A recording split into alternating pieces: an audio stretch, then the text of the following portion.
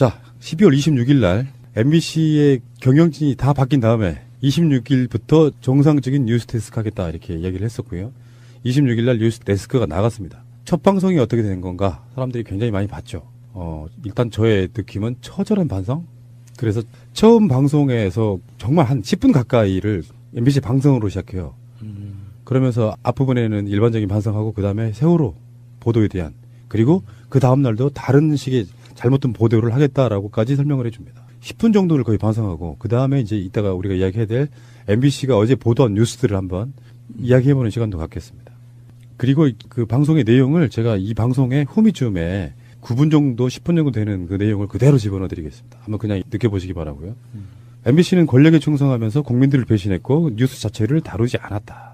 그 앞에 보면은 정말 상징적인 사진 한 장을 그러니까 그림을 하나를 보여줘요. 어떤 사람이 앞에 쫓겨가고 어떤 사람이 뒤에서 칼 들고 쫓아가는 장면인데 카메라 프레임 속에는 프레임에 들어있는 그림만 보면 앞에 있는 사람이 뒤에 있는 사람을 칼로 찌르는 것처럼 보여요. 그게 언론이다. 그게 MBC였다라고 이야기를 하더라고요. 굉장히 유명한 그림입니다. 예. 그게. 사실 MBC가 그런 역할을 톡톡히 했죠. 이번에 MBC 내부에서 뉴스데스크에 나온 듯이 처절한 반성을 했다고 믿고 싶고요. 예. 그런 반성이 반드시 필요하죠. 그런 반성도 없다면 사람들도 아닌 거죠. 경영진이 바뀌고 뉴스데스크 진행자가 바뀌고 그랬다고 하지만 언론이 뭘까요? 언론은 권력에 대한 감시? 그게 주목적은 아니잖아요. 그건 이제 플러스적인 거고 진실 보도와 그 숨어져 있는 내용들에 대해서 국민들에게 제대로 된 정보를 전달하는 그런 모습들이 진정한 언론인데 그동안 MBC가 그것을 안 해왔었다는 것이고요. 앞으로 조금 더 그 진실 보도에 대해서 신경을 좀 많이 써야 될 것 같습니다. 가장 상징적인 멘트가 이거였던 것 같아요. 세월호 보도는 참사 보도가 아니라 보도 참사였다. 정말 유가족에 대해서 잔인무도한 짓들도 했죠. 그런 상상하기 힘든 질문들도 막 서슴없이 했고 그리고 결정적으로 보도 자체를 안 한 게 너무나 많았잖아요.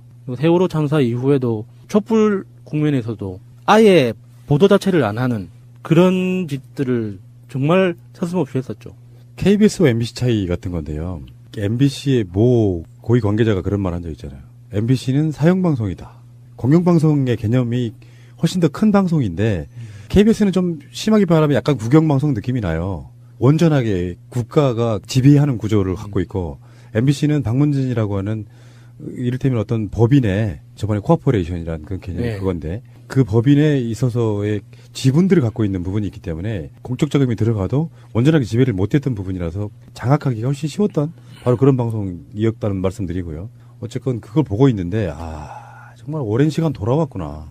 MBC, KBS가 사실 장악된 건 촛불 보도 이후라고 보면 되죠. 촛불로 이제 나라가 이명박 자체가 초반부터 흔들리기 시작하니까 이게 장악을 해야겠다라는 그게 핑계였는지 뭔지 모르겠어요. 그 전부터 이미 그런 생각을 하고 있었는데 그 광우병 촛불 보도에 대한 어마어마한 위력을 KBS, MBC가 완전히 제대로 된 보도를 해버렸거든요. 그 당시에. 그러면서 장악을 해야겠다라고 느꼈는지 모르지만 거의 9년, 10년 가까운 시간 동안에 얼마나 장악됐는지 그 MBC 스스로가 반성하는데 그 첫날 세월호 보도를 보니까 저 역할을 우리가 했구나 이런 생각도 들었어요. 말도 안 되는 것들 있잖아요. 완전히 버려졌던 MBC가 돌아오는 거를 보면서 가능하구나. 우리가 촛불을 들고 외치면 바꿀 수 있구나 했던 것 중에 대통령뿐만 아니라 언론마저 가능하구나. 이걸 학습할 수 있는 시간과 사건이 아니었나 하는 생각을 했어요. 대통령은 바꿀 수 있었지만 이게 언론도 정말 돌아올 수 있을까라는 생각을 막연하게 했었는데 그리고 MBC가 가장 심했었잖아요. 거의 돌려보지 않는 채널이 됐었거든요. 근데 정말 죄송하다고 하는 그 뉴스에서 느껴지는 게 저 사람들 정말 마음 먹고 사죄를 하고 있구나라는 생각이 들더라고요. 지금까지 싸워왔던 사람들이 하는 거라서 더 쪼달하게 느꼈을 것 같고 앵무새처럼 불과 몇 달 전에는 이 보도, 몇 달 후에는 이 보도 했던 그런 식의 언론인들이 아니기 때문에 오히려 더 진정성을 와닿았다고 생각이 들고요.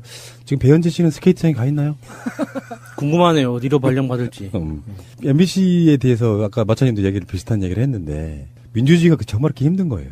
이렇게 한번 생각해 보자고요. 김대중 노무현 대통령으로 이어지는 민주정부. 김대중 대통령이 정권 교체를 했을 때 불과 얼마 지나지 않아서 많은 사람들이 욕을 했어요. 대통령 뽑아줄 땐 뭐하냐?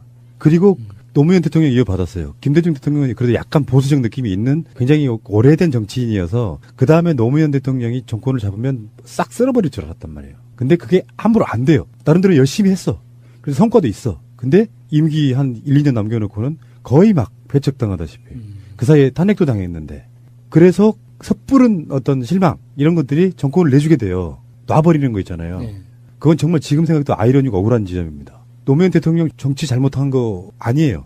저는 굉장히 좋은 비유로 에스컬레이터 관련된 비유를 들은 적이 있어요. 민주주의나 언론이나 인권이나 우리가 다루는 굉장히 개념적이고 중요한 가치들에 대해서 우리가 보는 태도 자체가 그 내려오는 에스컬레이터를 그 역으로 걸어 올라가는 사람처럼 해야 된다고 하더라고요. 가만히 있으면은 후퇴한다고. 그래서 열심히 걸어 올라가도 제자리인 경우가 많기 때문에 잠시라도 멈추면 후퇴하기 때문에 그렇게 에스컬레이터를 거슬러 올라가는 심정으로 우리가 민주주의도 언론도 인권도 대해야 한다고 하더라고요. 민주주의가 힘들다는 건 정권만 바꿔놓으면 되는 줄 알았다가 10년 지난 뒤에 사실은 요즘 단어로 말하면 언어로 말하면 적폐 세력들의 반기에 의해서 정권을 뺏긴 거예요.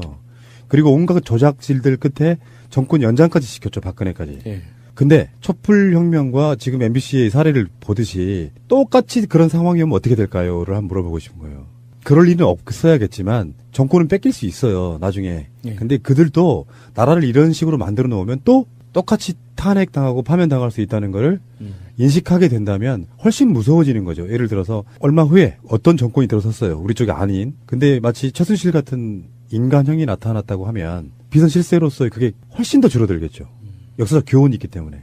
마찬가지로 조윤선 같은 사람, 우병우 같은 사람도 실제로는 훨씬 더 줄어들 겁니다. MBC도 마찬가지겠죠.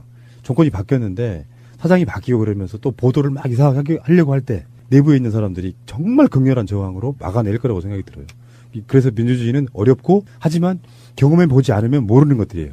경험을 해봐야 된다 이렇게 말씀드리고 싶어요. 그래서 문재인 대통령의 정권의 개혁에 있어서 이제는 기다릴 줄 알게 된 거예요. 사람들이. 지금 집권 7개월밖에 안 됐는데 아직도 막 서두르는 사람들이 있거든요. 그렇다고 하지 말라 이렇게 말씀드리고 싶은 생각은 없지만 요구는 할 수 있어요. 그렇지나 실망 먼저 하지 마라 이런 얘기예요. 예를 들어서 나 복직시켜달라고 이야기를 할 수는 있어요. 근데 당장 안 된다고 내놓고 놔버린 형태로 실망하지는 말라는 얘기예요. 자, 그 MBC가 한 보도들 몇 가지 한번 볼게요. 또 기념으로 한번 봐드려야죠. 첫 방송은 뭘 준비했는지. 일단 여론조사를 했더라고요. 지금 현재 사회적 이슈들 중에 굉장히 핵심 이슈들 몇 가지를 물었습니다. 문재인 정부의 적폐청산 수사는 시일이 걸려도 계속해야 되느냐 마느냐, 종교인들에게 세금을 물려야 되느냐 마느냐 이런 건데요. 적폐청산 수사가 계속 돼야 된다고 답한 비율을 좀 말씀해 주세요. 시일이 걸려도 계속해서 적폐청산을 해야 한다는 응답이 59.7%, 조속히 마무리해야 한다는 의견이 36%였습니다. 그중에 본인의 정치 성향이 보수에 가깝다고 생각하는 사람 36.7%라고 말했고요. 진보에 가깝다고 생각하는 사람이 50.5%라고 대답을 했습니다. 그러니까 전체 국민의 절반 이상이 이제 진보 성향으로 바뀌었다 이렇게 보면 되죠. 굉장히 인상적이었어요. 이 조사를 대행한 기관이 갤럽이잖아요. 갤럽이 보수적이라고 유명한 회사지 않습니까? 거기에서 조사했는데 50.5%가 스스로를 진보적이라고 대답했다는 건 굉장히 좀 눈여겨볼 만한 것 같아요. 근데 이건 아마 MBC 의뢰라고 하면 질문 문항도 다 MBC에서 결정해 준 걸 거예요. 20대에서 40대까지는 70% 이상이 적폐청산 수사가 아무리 오래 걸려도 계속 해야 된다고 답했고요. 50대 이상은 빨리 마무리해야 된다는 의견이 더 많았답니다. 빨리 마무리가 가능한 건가요? 그 적폐청산이라는 그 말, 적폐라는 개념 자체가 우리나라 건국 이후로 꾸준히 쌓여왔다는 거잖아요. 단적으로 봐도 1945년 해방 이후부터 지금까지 쌓여왔던 걸 지금에서라도 어떻게 청산하고 새롭게 만들어보자라는 뜻인데 1, 2년 안에 시한을 정해놓고 데드라인까지 이 안에 다 청산하자 하는 게 현실적으로 가능한 건가요? 나 이해가 안 돼요. 이런 표현 자체가 빨리 마무리 짓자라는 말 자체가. 자, 그리고 종교인 과세 문제 결과가 어떻게 나왔습니까? 87%가 종교인 과세에 찬성, 반대는 9%밖에 안 됐네요. 그쪽 반발이 굉장히 좀 격렬하다 그럴까? 강하게 지금 오는 상황인데 이렇게 국민 여론이 있을 때 해야 되는 거 아닐까 이런 생각도 해봐요. 아무리 반발이 심한 거는 예상 가능한 거잖아요. 반발을 하는 당사자들 자체의 재산 규모가 너무 크니까 뭐 작게는 몇백억, 뭐 수천억이라고 알려져 있는 교회들도 있잖아요. 그런 곳에서는 당연히 반발을 하겠죠. 세금이 있고 없고의 차이가 현금 유동성에 대해서 엄청나게 큰 차이를 가져오기 때문에 자기 이해관계에서는 어쩔 수 없이 반발을 할 수밖에 없는데 당연히 반발하는 걸 가지고 조세 형평성이라는 기본 원칙 자체를 포기하는 거는 말이 안 되는 것 같은데요, 그거는. 자, 기타의 여론조사 항목들은요, 시간 관계상 지금 언급하기는 좀 그렇고요. 이런 식의 여론조사를 했고, 이명박이 다스 미국 법인에 왔었다 하는 단독 보도도 했어요. 이 기사는 올라오고 나서 MBC가 굉장히 칭찬을 많이 받더라고요. 이 뭔가 MB에 숨어 있는 그 애틋함, 다스에 대한 따뜻한 마음 같은 게 느껴지는 그런 보도였어요. 왜 그걸 나한테 물어보시나? 그러니까 잘 모르지만 나는 다스에 대해서 모르지만 다스에 애정이 가는 건 어쩔 수가 없어. 막 이런 마음이잖아요. 이게 그런 거 아니야? 다중인격 이런 개념으로. 네. 한쪽에서는 정말로 다스가 직계 아닌 거야. 네. 그리고 밤이 되면은 한쪽에 내 다스 이렇게.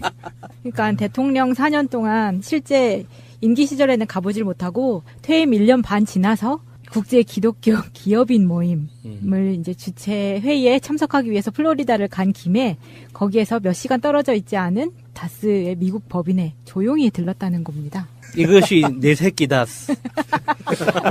제가 좀 이해가 안 가는 게 있어요. 2014년 9월 말이면은 2013년 2월 달에 퇴임한 거잖아요. 그리고 1년 반이 지났거든요. 그 당시에 이명박은 무직 상태로 알고 있어요. 그런데 어떻게 국제 기독교 기업인 모임에 참석을 했을까요? 기업인이 아니었잖아요. 무직이니까. 그건- 전직 기업인 아닙니다. 네, 전직 상관없어요. 기업인. 아니 현직 같은데 그래서 이게 다스의 실소유주 기업인 자격으로 간 거 아닌가. 저는 그런 좀 의심이 좀 들어요. 동의합니다. 다스는 내 거다스. 참, 네. 아이고, 그런 건 있는 것 같아요. 사장이 취임하고 관련자들을 교체를 하고 하는 과정에 우리가 그런 이야기 많이 했잖아요. 왜 많은 언론들이 이명박 뒷조사 안 하냐고. 그러니까 MBC가 첫 보도를 낼 때 이 정도 보도는 해줘야겠다라고 추적하는 이런 것들을 생각하보니까 어떻게 보면 처절하다 이런 생각이 드는 거예요. 이명박에 대해서도 보도 못하는 MBC. 그러니까 첫 방송에서 자기네들 보도할 때 그런 이야기 있었어요. 이것저것 중요한 이슈를 다 빼버리니까 보도할 게 없었다. 그러니까 결국에는 이제 근육 보수 뭐 이런 이야기를 비올 땐 소세지빵. 뭐 이런 거 정말 한심한 자들이죠. 예.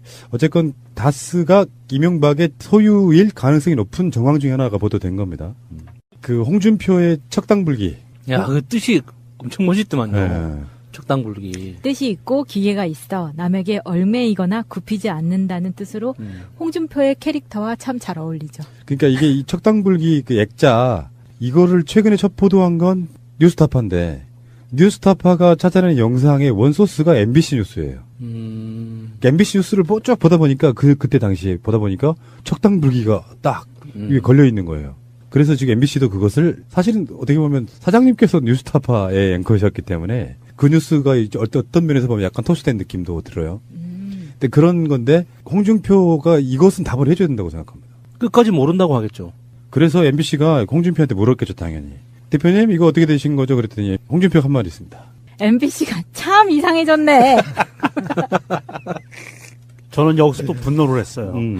도대체 대한민국의 대법원은 무엇을 보고 심리를 했는가? 언론이 이렇게 이런 뉴스에 나온 걸 갖고 증거를 들이밀었는데 증인의 증언이 증거 능력이 없다. 그러니까 무죄. 대법원의 판단은 이거거든요. 2심과 대법원의 판단이. 그러니까 이 영상이 나오기 전이에요, 판단은. 소위 대한민국의 대법원인데 본인들이 보기에 물론 이제 법에는 이 사람이 유죄라고 확신이 들지 않으면 무죄라는 그런 원칙은 있어요. 그런 이제 법을 배울 때 그런 거는 있거든요. 그래서 피의자 중심으로 하기는 하지만 증인이 명백하게 증언을 했는데 1심에서 유죄가 나온 거를 2심에서 증언이 믿을 수가 없어 대법원도 마저 믿을 수 없어 해서 무죄가 나온 거예요. 결론은. 그렇다면 지금 증인이 나왔던 그 배경화면이잖아요. 척당불기라는 예, 게. 예. 이렇게 이제는 언론에서 까발려지는데 대법원은 지금 무슨 말을 할 수 있을까? 대법원은요, 이 뉴스가 나오면은요, 기자회견을 해야 돼요. 대법원의 심리라는 건 그거잖아요. 2심에서 넘어온 서류 심사만 하는 건데 그게 판결 전에 밝혀졌더라도 이 대법원은 그렇게 판결할 수밖에 없었을 저는 그런 점도 있죠. 그 증인의 증언이 가짜라는 확신이 들지 않으면 또 그것 또한 인정해줘야 되는 거거든요. 그러니까 뭐냐면 이게 판사들의 그 판단을 할 때 이 사람이 유죄야라는 판단이 확실히 들지 않으면 무죄가 되고요. 이 증인이 한 증언이 가짜야라는 판단이 확실히 들지 않으면 그건 진짜 쪽으로 인정을 해줘야 되거든요. 1심과 2심이 달랐잖아요. 예. 근데 보통 대법원의 판결이 대부분 다 이렇게 된답니다. 그러니까 2심이 무죄인 경우는 대법원에서 무죄로 많이 평가해 주고요. 달랐을 때. 2심이 유죄인 경우는 대법원이 유죄로 해주는 경우가 훨씬 많대요. 그래서 보통 이제 이런 경우죠. 1심과 2심에 있어서 달랐다고 하는 건 정확한 분석은 저는 이상 없다고 생각해요.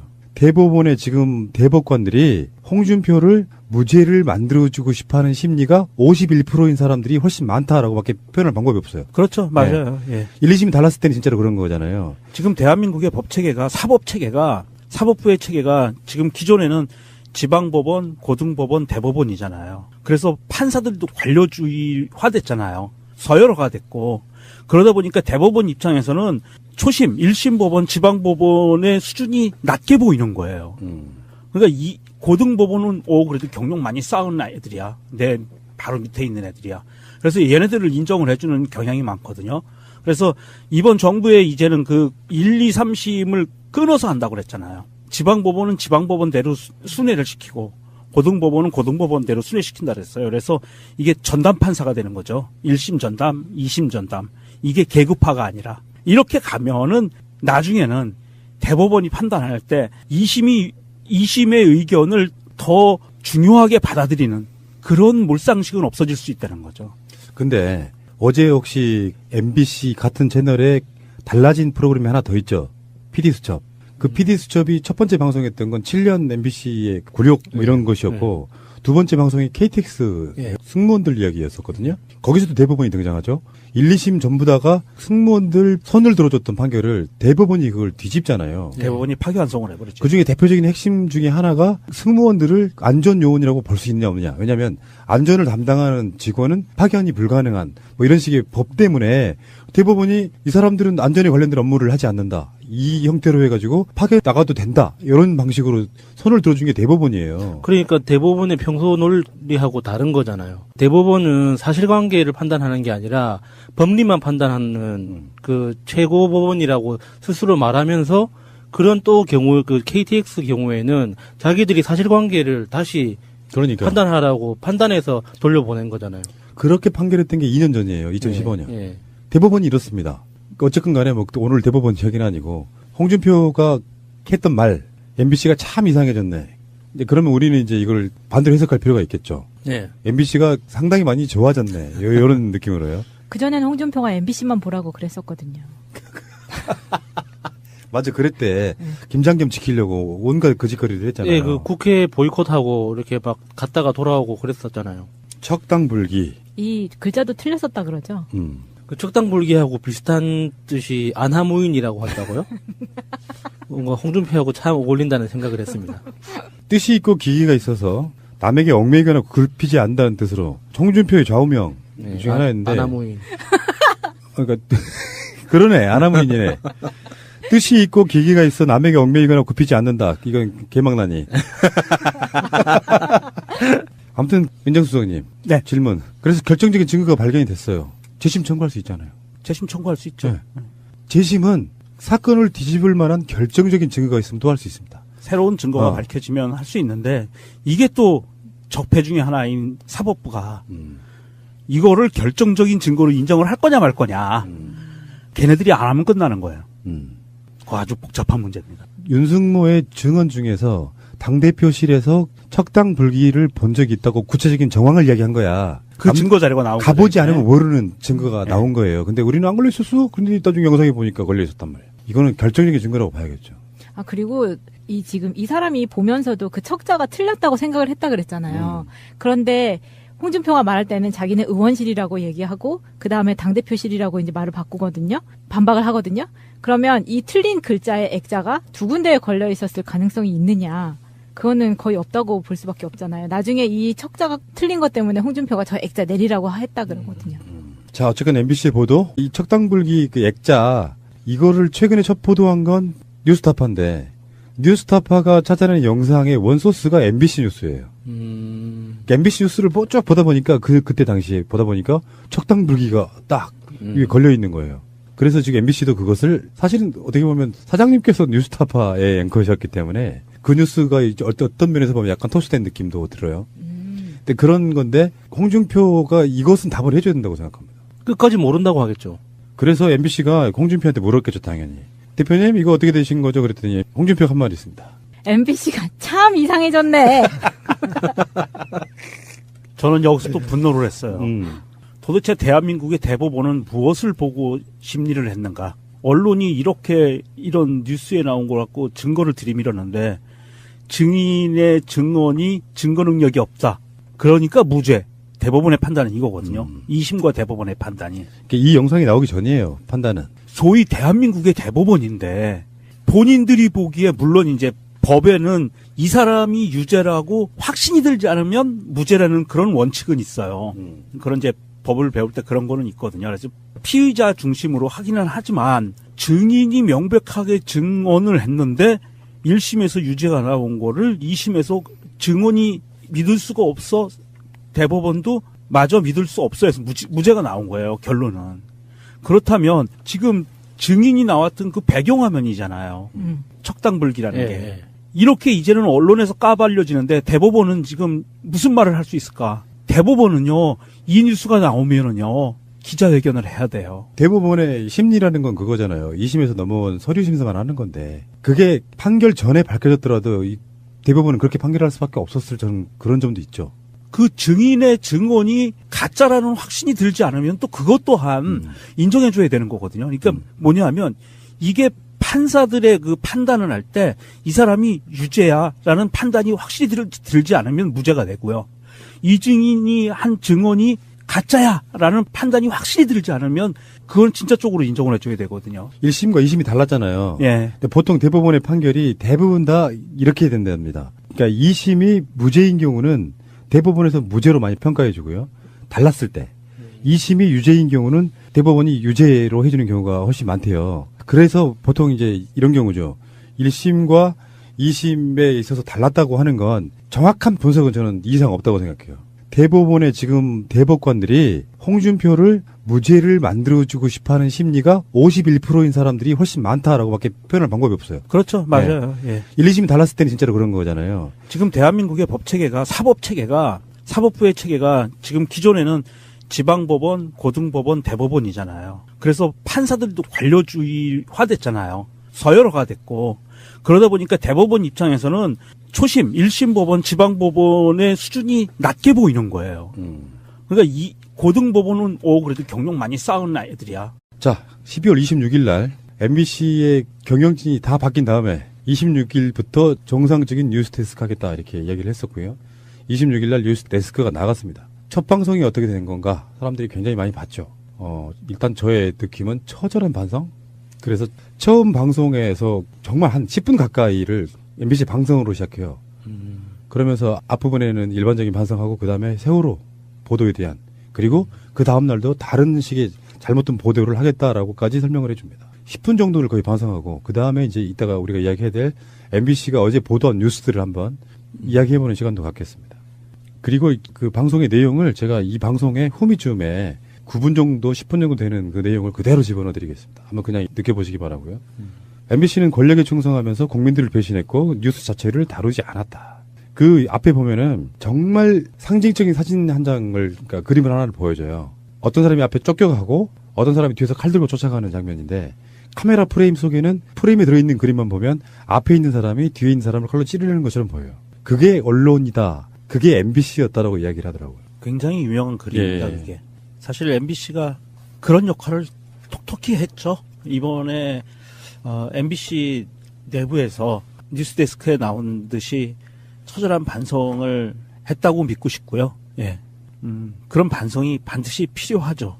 그런 반성도 없다면 사람들도 아닌 거죠. 경영진이 바뀌고 뉴스데스크 진행자가 바뀌고 그랬다고 하지만 언론이 뭘까요? 언론은 권력에 대한 감시? 그게 주목적은 아니잖아요. 그건 이제 플러스적인 거고 진실 보도와 그 숨어져 있는 내용들에 대해서 국민들에게 제대로 된 정보를 전달하는 그런 모습들이 진정한 언론인데 그동안 MBC가 그것을 안 해왔었다는 것이고요. 앞으로 조금 더 그 진실 보도에 대해서 신경을 좀 많이 써야 될 것 같습니다. 가장 상징적인 멘트가 이거였던 것 같아요. 세월호 보도는 참사 보도가 아니라 보도 참사였다. 이 정말 유가족에 대해서 잔인무도한 짓들도 했죠. 그런 상상하기 힘든 질문들도 막 서슴없이 했고, 그리고 결정적으로 보도 자체를 안 한 게 너무나 많았잖아요. 그리고 세월호 참사 이후에도 촛불 국면에서도 아예 보도 자체를 안 하는 그런 짓들을 정말 서슴없이 했었죠. KBS와 MBC 차이 같은 건데요. MBC의 모 고위 관계자가 그런 말 한 적 있잖아요. MBC는 사형방송이다. 공영방송의 개념이 훨씬 더 큰 방송인데 KBS는 좀 심하게 말하면 약간 국영방송 느낌이 나요. 온전하게 국가가 지배하는 구조를 갖고 있고 MBC는 방문진이라고 하는 이를테면 어떤 법인의 저번에 코어포레이션이라는 그 개념이 네. 그건데 그 법인에 있어서의 지분들을 갖고 있는 부분이 있기 때문에 공적 자금이 들어가도 온전하게 지배를 못했던 부분이라서 장악하기가 훨씬 쉬웠던 바로 그런 방송이었다는 말씀드리고요. 어쨌건 그걸 보고 있는데 정말 오랜 시간 돌아왔구나. MBC 아무리 반발이 심한 거는 예상 가능한 거잖아요. 반발을 하는 당사자들 자체의 재산 규모가 너무 크니까 뭐 작게는 몇백억, 뭐 수천억이라고 알려져 있는 교회들도 있잖아요. 그런 곳에서는 당연히 반발을 하겠죠. 세금이 있고 없고의 차이가 현금 유동성에 대해서 엄청나게 큰 차이를 가져오기 때문에 자기 이해관계에서는 어쩔 수 없이 반발을 할 수밖에 없는데 당연히 반발하는 걸 가지고 조세 형평성이라는 기본 원칙 자체를 포기하는 거는 말이 안 되는 것 같은데요, 그거는.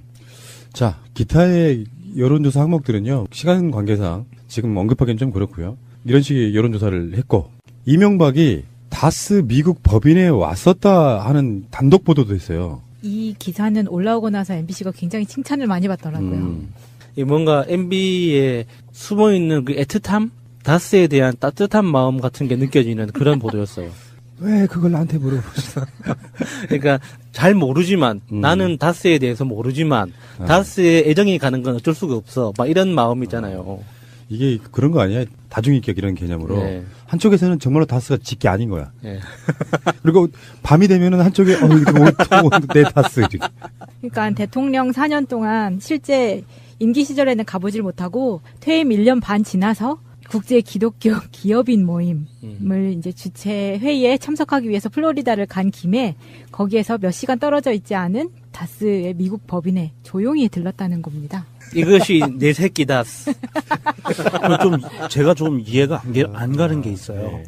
2014년 9월 말이면은 2013년 2월 달에 퇴임한 거잖아요. 그리고 1년 반이 지났거든요. 그 당시에 이명박은 무직 상태로 알고 있어요. 그런데 어떻게 국제 기독교 기업인 모임에 참석을 했을까요? 기업인이 아니었잖아요. 무직이니까. 전직 기업이 나는 네, 전직 상관없어요. 기업인. 아니 이게 현직 같은데 그래서 이게 다스의 실소유주 기업인 자격으로 간 거 아닌가. 저는 그런 좀 의심이 좀 들어요. 동의합니다. 다스는 내 거다. 참, 네. 아이고, 그런 건 있는 것 같아요. 사장이 취임하고 관련자들을 교체를 하고 하는 과정에 우리가 그런 이야기 많이 했잖아요. 왜 많은 언론들이 이명박 뒷조사 안 하냐고. 그러니까 MBC가 첫 보도를 낼 때 이 정도 보도는 해줘야겠다라고 추적하는 이런 것들을 생각하니까 어떻게 보면 저잘하다 이런 생각이 드는 거예요. 이명박에 대해서도 보도 못하는 MBC. 그러니까 첫 방송에서 자기네들 보도할 때 그런 이야기 있었어요. 이것저것 중요한 이슈를 다 빼버리니까 보도할 게 없었다. 그러니까 결국에는 이제 근육 보수 뭐 이런 이야기를 비올 땐 소세지빵. 뭐 이런 거 정말 한심한 자들이죠. 예. 어쨌건 다스가 이명박의 소유일 가능성이 높은 정황 중에 하나가 보도된 겁니다. 그 홍준표의 척당불기. 야, 그 뜻이 엄청 멋있더만요. 예. 척당불기. 뜻이 있고 기회가 있어 남에게 얽매이거나 굽히지 않는다는 뜻으로 홍준표의 캐릭터와 참 잘 어울리죠. 그러니까 이게 뭐예요? 그럴 일은 없어야겠지만 정권은 뺏길 수 있어요. 나중에. 예. 근데 그들도 나라를 이런 식으로 만들어 놓으면 또 똑같이 탄핵당하고 파면당할 수 있다는 거를 인식하게 된다면 훨씬 무서워지는 거죠. 예를 들어서 얼마 후에 어떤 정권이 들어섰어요. 우리 쪽이 아닌. 근데 마치 최순실 같은 인간형이 나타났다고 하면 비선 실세로서의 그게 훨씬 더 줄어들겠죠. 역사적 교훈이 있기 때문에. 마찬가지로 조윤선 같은 사람, 우병우 같은 사람도 실제로는 훨씬 더 줄어들 겁니다. MBC도 마찬가지겠죠. 정권이 바뀌었는데 사장이 바뀌고 그러면서 또 보도를 막 이상하게 하려고 할 때 내부에 있는 사람들이 정말 극렬한 저항으로 막아낼 거라고 생각이 들어요. 그래서 민주주의는 어렵고 하지만 경험해 보지 않으면 모르는 것들이에요. 경험을 해봐야 된다 이렇게 말씀드리고 싶어요. 그래서 문재인 대통령의 정권의 개혁에 있어서 이제는 기다릴 줄 알게 된 거예요, 사람들이. 지금 집권 7개월밖에 안 됐는데 아직도 막 서두르는 사람들이 있거든요. 그렇다고 하지 말라 이렇게 말씀드리고 싶은 생각은 없지만 요구는 할 수 있어요. 그렇지나 실망 먼저 하지 마라 이런 얘기예요. 예를 들어서 나 복직시켜달라고 이야기할 수는 있어요. 근데 당장 안 된다고 내놓고 놔버린 형태로 실망하지는 말라는 얘기예요. 자, 그 MBC가 한 보도들 몇 가지 한번 볼게요. 또 기념으로 한번 봐드려야죠. 첫 방송은 뭘 준비했는지. 일단 여론조사를 했더라고요. 지금 현재 사회적 이슈들 중에 굉장히 핵심 이슈들 몇 가지를 물었습니다. 문재인 정부의 적폐청산 수사는 시일이 걸려도 계속해야 되느냐 마느냐, 종교인들에게 세금을 물려야 되느냐 마느냐 이런 건데요. 적폐청산 수사가 계속 돼야 된다고 답한 비율을 좀 말씀해 주세요. 시일이 걸려도 계속해서 적폐청산을 해야 한다는 응답이 59.7%, 조속히 마무리해야 한다는 의견이 36%였습니다.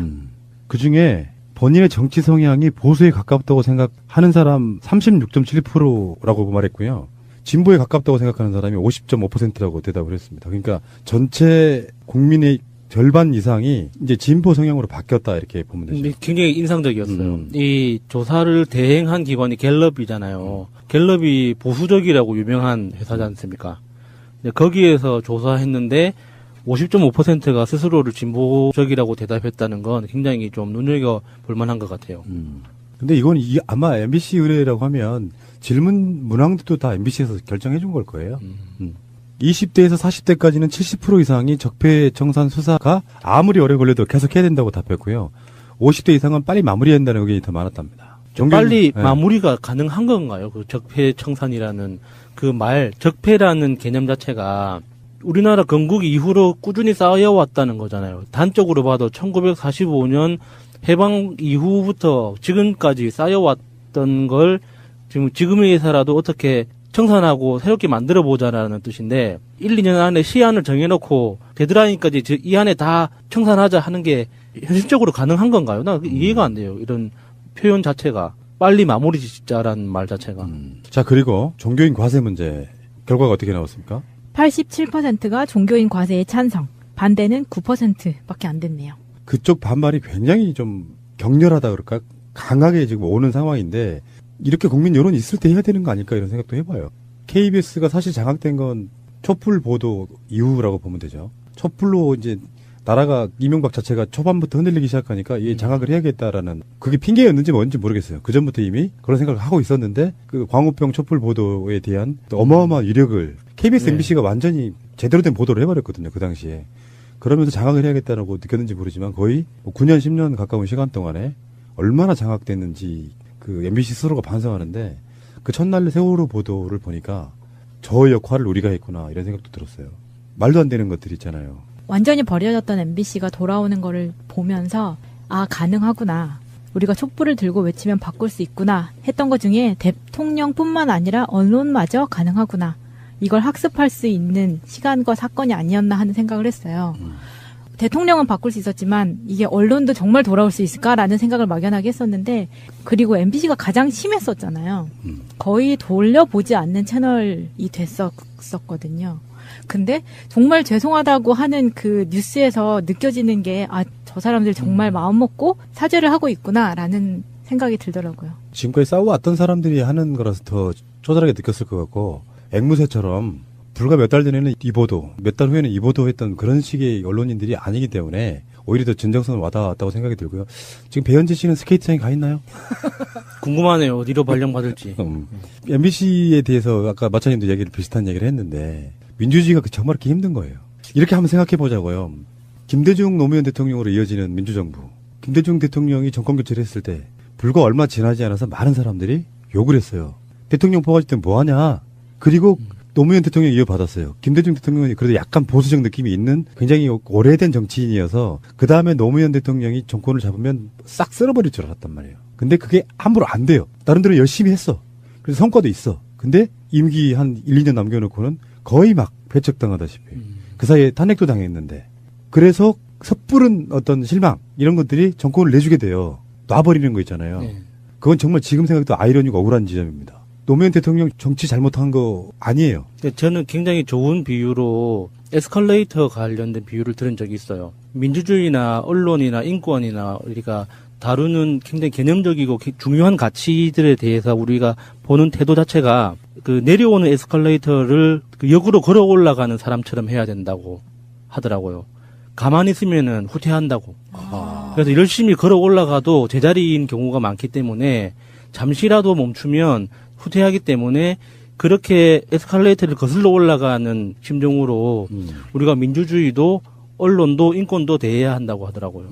민주주의가 힘들다는 건 정권만 바꿔놓으면 되는 줄 알았다가 10년 지난 뒤에 사실은 요즘 단어로 말하면 언어로 말하면 적폐 세력들의 반기에 의해서 정권을 뺏긴 거예요. 그리고 온갖 조작질들 끝에 정권 연장까지 시켰죠. 박근혜까지. 예. 근데 촛불혁명과 지금 MBC의 사례를 보듯이 똑같이 그런 상황이 오면 어떻게 될까요?를 한번 물어보고 싶어요.